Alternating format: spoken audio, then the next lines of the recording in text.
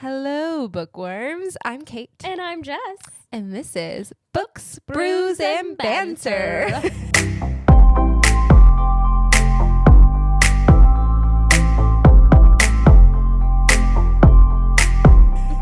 If you're new here, hi. Hello. We love to talk about all things books-ish. And on today's episode, welcome, friends, to the finale in the form of A Curse for True Love, which is the book 3 of the Once Upon a Broken Heart series by Stephanie Garber. The finale is here, friends. Evangeline can't remember Jax, and Jax is acting like that's fine when it's very obviously not fine because he is hiding in Evangeline's bedroom like a creeper. And Stephanie Garber collects every debt this trilogy owes us. Let's go. Plot summary. A Curse for True Love opens with Evangeline living for what looks like the perfect life. She's a princess. She's safe. She's loved. Except she can't shake the feeling that something important is missing. Oh. That something that she's missing are her Memories of Jax. What a heartbreak. Honestly, it is heart-wrenching in the beginning after everything they went through in book 2. It But is. continue. Yes. She was on her way back to him in the end. And anyway, She memories needs to be wiped. again. Which have been taken as a part of a curse, and the people around her very much want to keep it that way. Jax Apollo looking at you. you dummy. Jax has to figure out how to save Evangeline without her knowing who he is or why he matters, which is its own specific kind of torture. It really is. Poor Jax. That this book delivers beautifully. Mm-hmm. Everything comes together, the prophecy, the arc, the fates, the cost of every deal ever made in all 3 books, and the ending is earned, and we're still thinking about it. Let me tell you, that's so true.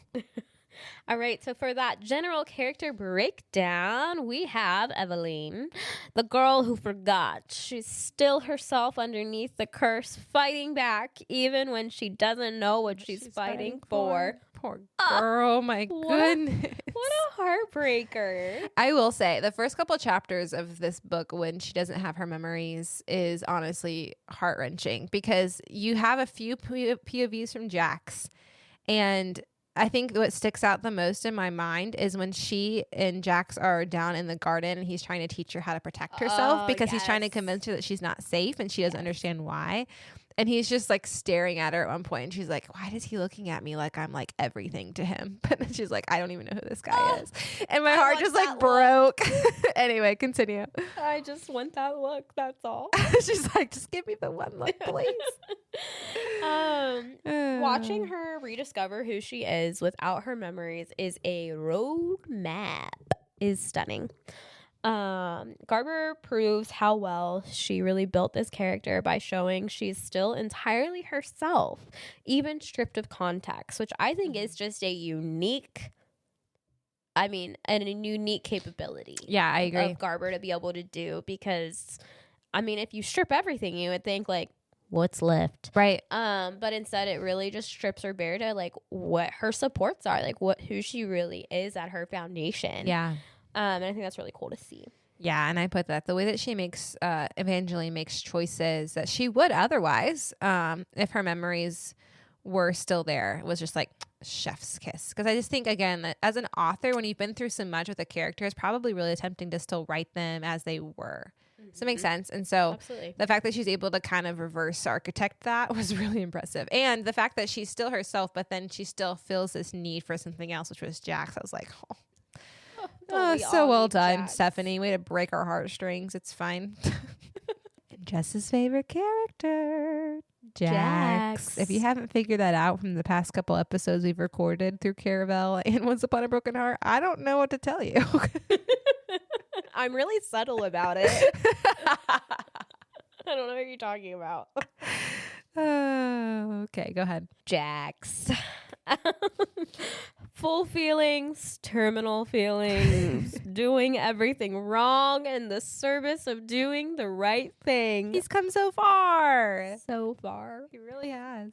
Book 3, Jax, is the payoff for everything. 3 books of walls and deflection and I don't care energy, and this book dismantles all of it.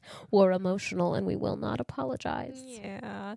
The way Jax fights for Evangeline, even though she may not want him back after all of it, only screams character arc by crying real tears, for how far he's come because of his love for Eva.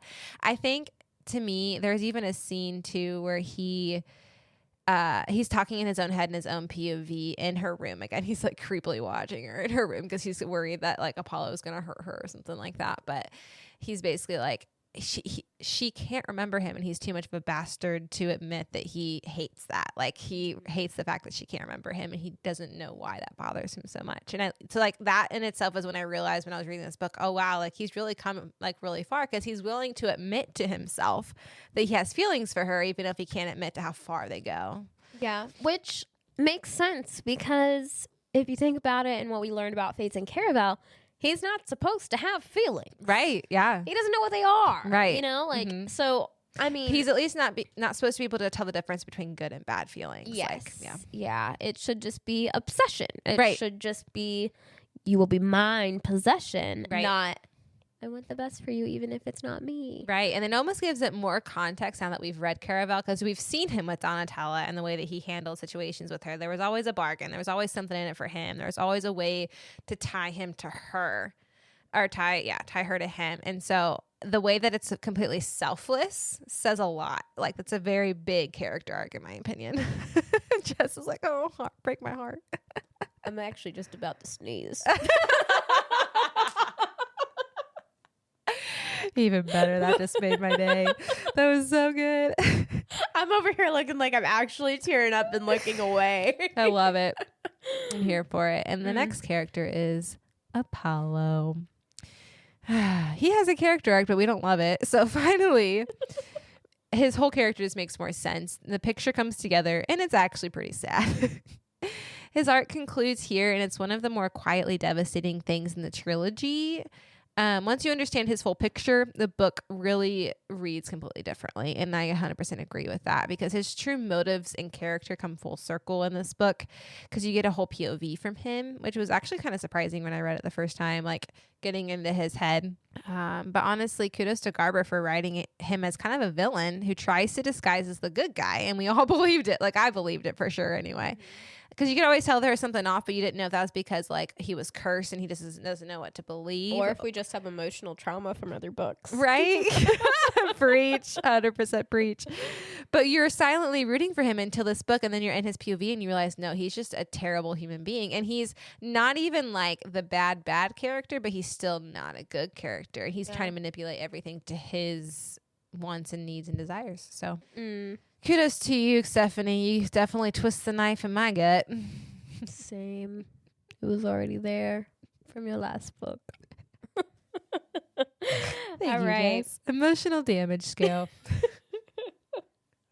10 out of 10.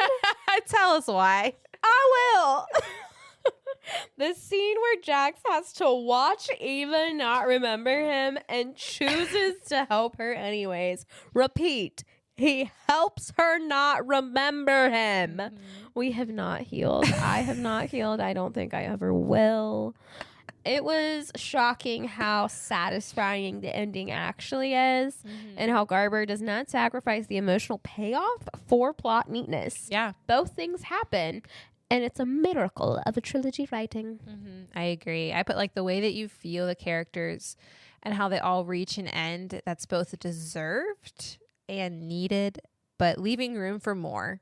Because hello again, novella's coming in September, and I'm here for it. Boop, boop. Is beautiful. So I think like, because I think we talked about this with Caraval. Stephanie does a really good job of just compounding plot lines. Everything happens on top of each other, and then you dig yourself into a hole, and then you realize that like, yes, Jess. I'm just stretching. Okay. She's like waving at me, and I'm like, can I help you? But she kind of digs herself into a hole plot wise, and you're like, how the heck am I getting out of this? And then she does in the last like 50 pages. And that was the same with this book. And yet it felt so tied up in a nice little bow. Were there things that could have still been resolved? Probably, but they're not like life ending issues. So that's why I'm wondering if she's going to bring any of those things into the Mirror of Infinite Endings that comes out this fall. But it still felt very deserved and very finished. And I thought that was really well done. Agreed. Did you ugly cry? Absolutely, yes, multiple times, and we're not ashamed. The confession scene, the memory scene. Oh my gosh. The final chapter. We were a mess and we'd do it again. Yes, we would. 100% no notes. The way the confession scene still lives rent free in my mind. Oh my yes. gosh. I love it. It's so good and so well written. I don't think they'll ever move out. I might have to evict them eventually. Love it. All right. Date them or call 911. Ava. I love that you put Apollo on this list. Anyway, Eva. Dater. She chooses love, real love, informed love, love that costs her, with full knowledge of what it meant. That's a big deal, guys. She is most emotionally evolved character in this entire universe. She is. And she deserves every good thing. I agree. Jax. I'm surprised at you with this one. Is that an error?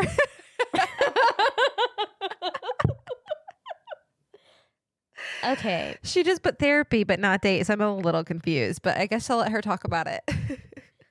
I was really torn here. I really didn't want to put therapy. However, I was taking into account at this point that I knew everything about him. Yeah, that's true. I knew the first series. I knew the second series. Mm-hmm. And I think he's dateable. I think he's dateable. But he needs a little therapy and time to himself first. So, like, give him a month. You could go ahead and put, like, a temporary X there. Why not? Yeah, he's reachable. He proved it. He still needs significant professional support for several centuries worth of emotional damage. Yeah, that's fair. But there's a foundation there. And we believe in him. And I'm a little embarrassed how much. I'm not actually embarrassed at all. But, you know, I did have to make the adult move and recognize that centuries worth of damage aren't fixed in a week. That's fair. Respectable. Which means some therapy. Which maybe is why she's writing her novella. We get more time with Jax and Eva. Yay. She just got a smile. Agreed. No notes, honestly. I was just surprised that you put therapy. I was like, hey, I would have put that too. Good job, Jess. Yay. I'm really learning in the department of men, you know? I love it. Okay, the next character is Apollo, which I was surprised we put him on this list because Jess only had therapy and I had to add 911, please, because if you haven't finished the series, here's a spoiler and just skip ahead. But I put, we also need to call 911 and put him in a straitjacket because did we miss the part where he almost sacrificed Eva to the death tree? No, is that just me severely concerned about that? Okay, details. I think I forgot about that. Fair enough. It's been a while since we read this. In all honesty, I forgot about that. We all make mistakes. His was a tree. All right. I mean, maybe just therapy because he didn't. No, he was about to. It got stopped in the process of, if you remember. It's details. Details. Yeah, I think maybe he should be in one of those prisons that you can't escape from. Yes, like the Prisoner of Azkaban. Yeah, but people escaped. People did escape from there, didn't they? Anyway, a severe prison where no one can reach them. Got it. In a straitjacket too, just to be safe. On that note, favorite quote. I'll let you go first. Jess had some good ones, so I'll let her go first. Wow, thank you. I'm so honored. You're welcome. She didn't remember him, but some part of her kept reaching towards him anyways, like a plant that grows toward light it has never seen. Ooh, baby, photosynthesis. This is why am I like this? I love it. I'm a fan. I'm so glad. I'm a fan of you too. This is the thesis of the whole book. Love that exists underneath memory, underneath curse, underneath everything. Garber writes it like she believes it, and it shows. That's it. Hit the nail on the head. And I think this was written somewhere around that scene again, like I talked about in the garden, because she's talking about how she feels this pull towards him. And I'm like, oh, poor girl. Amen. It's good. Which kind of goes with the next quote, too. He had never wanted to be someone's happy ending. He'd spent centuries making sure of it. He wasn't sure when that had changed. Oh, Jax. Jack's whole arc in 4 sentences. The shift from who he was to who he is becoming is so quietly stated here, and it wrecks us completely. It is true. He's come because he comes so far since that first little trip with Donatella in the sky carriage. Ain't got so far, but in the end, it Doesn't even matter. Can you tell our age from that song? Here we are. It's fine. Moving on. Why don't you finish it off for us? 'Cause I only have 2, so. Yes, ma'am. Maybe the bravest thing wasn't fighting for what you wanted. Maybe it was admitting you wanted it at all. That's good. I relate. Tell us why. I don't. She's like, oh, well, no. No, I'm good. But I do think like sometimes the hardest thing and the hardest part about anything in life is admitting what you want. Yeah, absolutely. Because once you admit it, you have to deal with the disappointment if you don't get it. It just puts a heavier weight on it.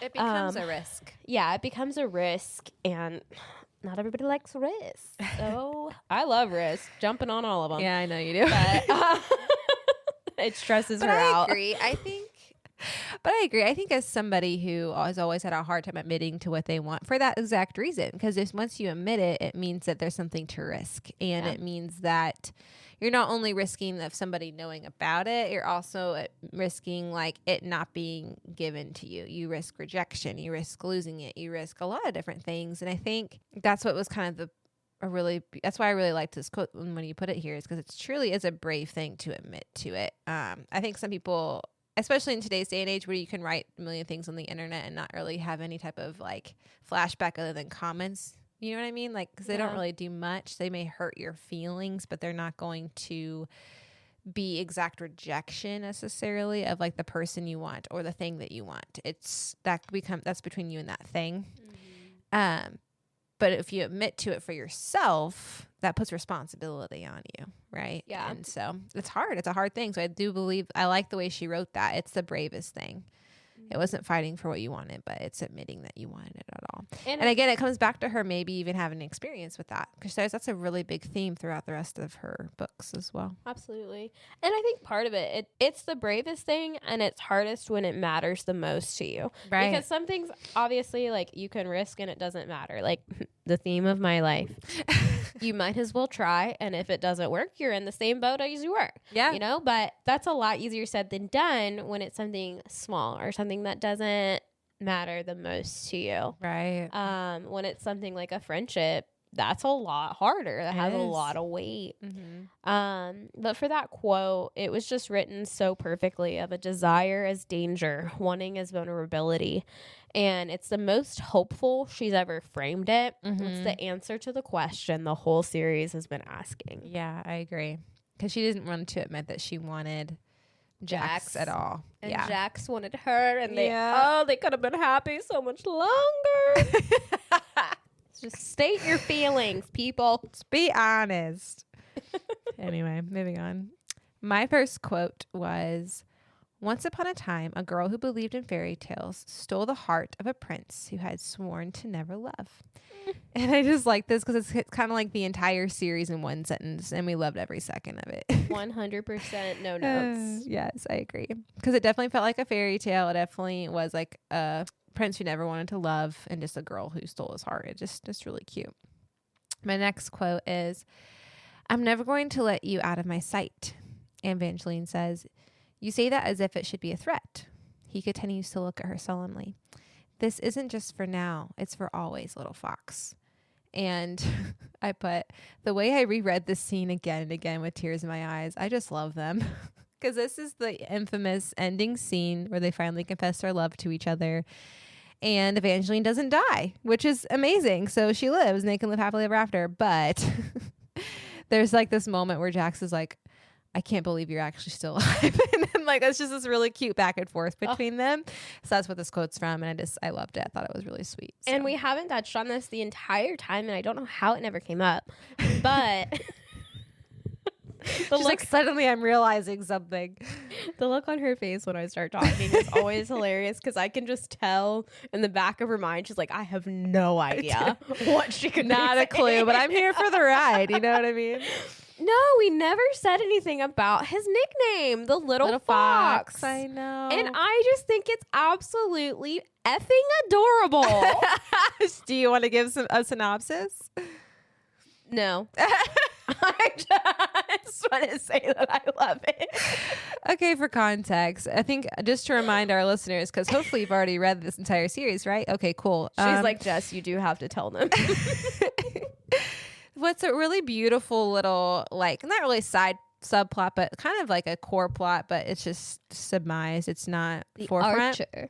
Yes, is The Archer and the Fox, which is a fairy tale within this world that actually is kind of a backstory of Jax's life and how he becomes a fate. And one of the things that he has to do as a fate is catch his fox. How that You catch that fox, sir. Which means he's constantly obsessing over whatever person, falling in love with them, whatever. But he's basically essentially just chasing his latest obsession. And in the series, or in the fairy tale in the series, it's him always having to kill that fox because his obsession gets too much. So it's kind of like this underlying theme of like, is he eventually going to kill Evangeline because of his obsession? So when it turns to love, everyone's like, oh, happy ending. But he does call her Little Fox for most of the series. And it's so funny because her last name is Fox. So it's kind of, perfect. But anyway, that's why it's like his little nickname for her, because it connects to his backstory as well. That was a great explanation, Caitlin. Good job. Thank you for coming up with it on the fly. You're welcome. Anytime. She's like, since you denied it. No. Okay. I just hope it made sense. My brain's a little No, it did. foggy today. That was great. It was wonderful. 10 out of 10 recommend you. Oh, thank you so much. Drink some more of my tea. So why we like this series, it sticks the landing in a trilogy where the stakes were kept escalating and emotional complexity kept deepening. Book 3 plays off every single thread. And that's a lot harder than it looks. And Garber made it seem easy. Yes. And I commend you, Garber. Yes, I agree. Again, back to the whole, like, she does such a good job of wrapping up a really complex plot. 10 out of 10, no notes. We'd recommend it to anyone who finished the last book, obviously, because why would you stop in the middle of a series? I don't know. But you need the closure, and it delivers it. Anyone who loves finales that honor the journey instead of just resolving the plot, this is for you. And let me tell you something. The amount of times I finished a fantasy book where the ending was terrible. Yeah. And I'm one of those people that, like, if I'm 75% through, I'm going to finish. Like, I can't just not finish. I don't know what it is about my brain, but, like, I can't leave that loop untied. And so the amount of endings I've read that were just terrible that I should not have finished the series, but I did. And I'm like, is it finished? Sure. Was it good? Not really. But this book is not one of those. It actually felt very satisfying. I think you said that earlier. to have each character have its own ending in a different way. So like Apollo gets what he deserves. There's another character, I forget her name, but she's one of the Valors, I think, who also kind of was like a bad villain, but not really, gets what she deserves or gets what she needs. Jax and Evangeline are together. Like, it just feels very finished, even if there are different ways the plot could continue should Stephanie choose to re-enter into the world. And so that's one of the reasons. Very well. Yeah. And so that's one of the reasons why I'm really excited for her novella that's coming out this fall, because I'm like, it really could go a lot of different ways. And the fact that she used the title, The Mirror of Infinite Endings, and we talked about how Infinite Endings was one of my favorite quotes from book 1 or 2. I'm super excited about it for that reason, because I'm like, okay, well, where are we going to go? Because clearly you're going to bring in something here. So she does that really well. I recommend it to them. And I recommend it to anyone who enjoys complex plots, but actually wants a resolved, satisfying ending as well. You want them all tied into their little bows. I do. Is that so much to ask as a reader? Sometimes, yes. Okay. Fine. She hates it when Uh-huh. it comes off and it's like, what could happen? What? And I'm over here like, dang, that was actually good. Now I want the next one. But it's always so funny, Sue our me. contrast in it. Fine. Oh, I love it. Oh, Love it, man. love it, love it. I do feel like this was the most polished of the trilogy. She fully inhabited the world, and it shows in every sentence. It reads like someone who knows exactly where she was going from the book, from page 1 of book 1. And I think that's impressive, because a lot of times, I mean, I'm not a writer, but like, you're just flowing with it. Whereas this felt like she knew the angle, but from the start.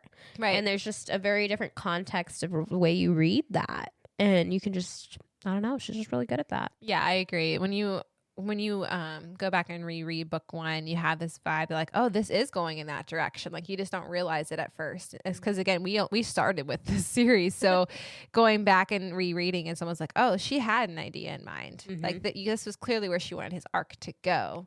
So yeah, it's good. I agree. Absolutely. And would you read the next one? Yes, 100%. I may have already pre-ordered it on my Kindle. It's fine. Me too. Yay! Fine. Look at us. I haven't even pre-ordered other books that are coming out this fall, but I've pre-ordered. What does that say about me? I'm sorry, I'm biased. I wish you could see the look of joy. The pure joy, shoulders up, big smile. I love so much talking with someone else who likes to read books. It makes my heart happy. So to know we'll be reading it at the same time makes me even more happy. Me too. That's why we're doing this.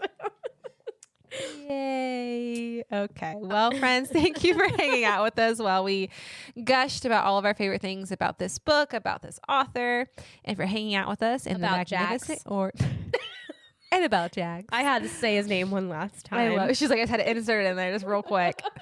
right now. All right, continue. Sorry. Please follow us on social media and like and subscribe to this podcast if you have not yet. Toodaloo. This has been Kate. And this is Jess. See you later. Toodaloo.